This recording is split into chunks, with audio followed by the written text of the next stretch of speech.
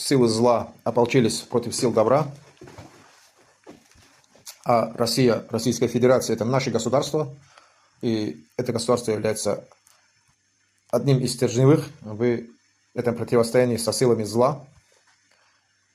И как никогда нам необходимо выбрать правильный вектор развития для нашего народа, имеется в виду аварского, потому что это канал именно аварского народа. Вы должны иметь четкое представление, ясный ум. И мы затрагивали вопрос аварских вооруженных формирований в составе силовых структур армии Российской Федерации. Было много разговоров, было много пересудов всяких. Некоторые этом усматривали угрозу для себя и для своих этносов. Это не несет никаких угроз для других иных этносов. Мы прямо об этом говорили.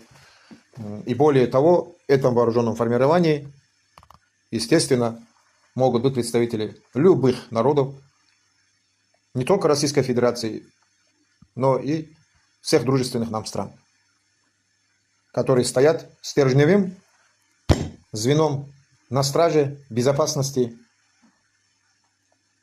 Российской Федерации, на страже ее национальных интересов. Ну что, довольно-таки значительное время прошло, и в результате наших контактов с представителями силовых ведомств достигнута предварительная договоренность, что заинтересованность, в первую очередь, национальных формирований аварского народа, которые будут стоять на страже интересов и Российской Федерации, и Дагестана, и аварского народа на южных рубежах нашей великой необъятной родины Российской Федерации. Нам все-таки удалось достучаться до высоких кабинетов и изложить свое видение.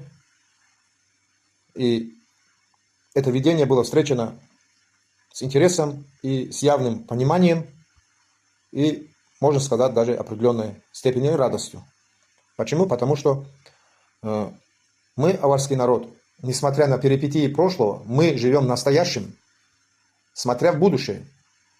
И мы желаем укреплять единство, безопасность Российской Федерации, вне зависимости от этнического происхождения, естественно, тех или иных граждан.